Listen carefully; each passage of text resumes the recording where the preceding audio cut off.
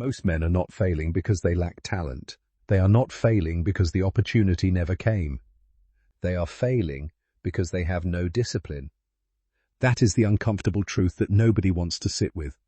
You can have the vision, the calling, the gifts, and every resource available to you and still produce nothing, because without discipline, potential is just noise. Daniel was a young man taken from everything he knew, dropped into the most powerful, most seductive, most distracting empire on earth. And he did not fold. He did not compromise. He did not lose himself in Babylon. He stayed disciplined while surrounded by pressure, temptation, and a culture designed to reshape his identity. Most people today cannot stay focused for 10 minutes without reaching for their phone. That gap between Daniel and the average man sitting on his potential is not a gap in talent. It is a gap in structure, in conviction, and in daily discipline. That is what this is about. People talk about Babylon like it was a place that existed thousands of years ago and has nothing to do with the world right now. But Babylon never left. It just changed its appearance. The ancient empire was built on seduction, on spectacle, on systems designed to pull people away from their identity and their purpose. Sound familiar? Today, Babylon looks like an endless scroll of content engineered to hijack your attention. It looks like dopamine loops built into every app on your phone, rewarding you for consuming instead of creating, for reacting instead of building. It looks like a culture that celebrates distraction and calls it entertainment, that normalizes chaos and calls it freedom. The average person now consumes over 6 hours of digital content every single day. 6 hours. That is 6 hours pulled away from prayer, from building, from developing skill, from executing on the vision God placed inside of you.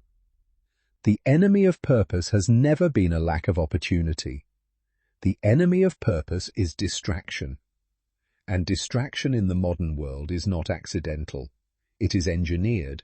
It is intentional. Platforms are designed by rooms full of the most brilliant engineers on the planet, and their singular goal is to keep your eyes locked and your mind passive. Babylon was a system, and the modern world is a system.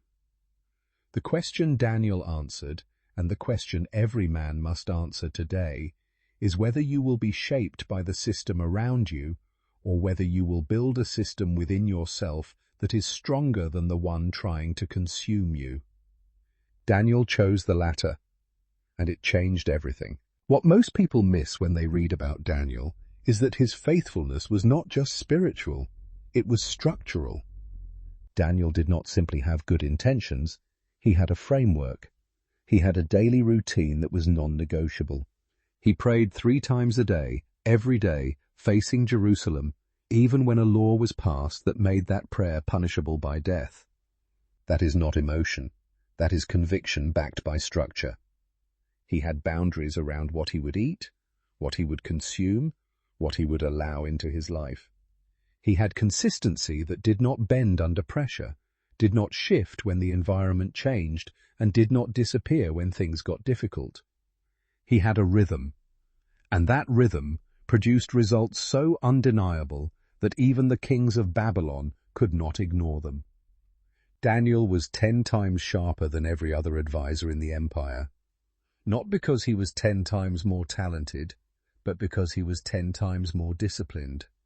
Faith without systems becomes emotion. And emotion without structure produces nothing sustainable. This is one of the most important things a man building in the modern world needs to understand. You can be passionate about your calling and still produce nothing if you have no system to channel that passion into consistent action. Passion without process is just feeling. Feeling without execution is just wasted energy. Daniel understood that his relationship with God was not just something he felt on Sunday. It was something he practiced every single day through deliberate, structured habits. His prayer was not random. His boundaries were not flexible. His consistency was not conditional. He built a life of discipline that made him unshakable, And that discipline was the foundation of everything God was able to do through him. If you want to lead, you need structure. If you want to build a business, you need structure. If you want to steward resources well, you need structure. If you want to execute on the vision God gave you, you need structure. This is not a motivational concept. This is a biblical principle. God cannot trust chaos with scale. Think about every major figure in Scripture who was entrusted with significant responsibility. They were people of order, of discipline, of intentional living. Joseph managed his household before he managed a nation. David served faithfully in obscurity before he was placed on a throne. Nehemiah planned, organized, and structured before he ever picked up a stone to rebuild the wall. God does not promote disorder. He does not multiply what is not managed. If you cannot steward your morning, you cannot steward a movement. If you cannot manage your attention, you cannot manage a team. If you cannot maintain discipline in your private life, you cannot be trusted with public influence. The gap between where most men are and where they are called to be is not a spiritual gap. It is a structural one. They have the calling, but not the calendar. They have the vision, but not the daily habits to move toward it. They have the faith, but not the framework. And without the framework, faith becomes something you feel in moments of inspiration, rather than something you live in the grind of ordinary days. Leadership is built in the ordinary days. Business is built in the ordinary days. Character is built in the ordinary days. And the ordinary days are won or lost in your systems. The framework is straightforward, but straightforward does not mean easy. It means clear.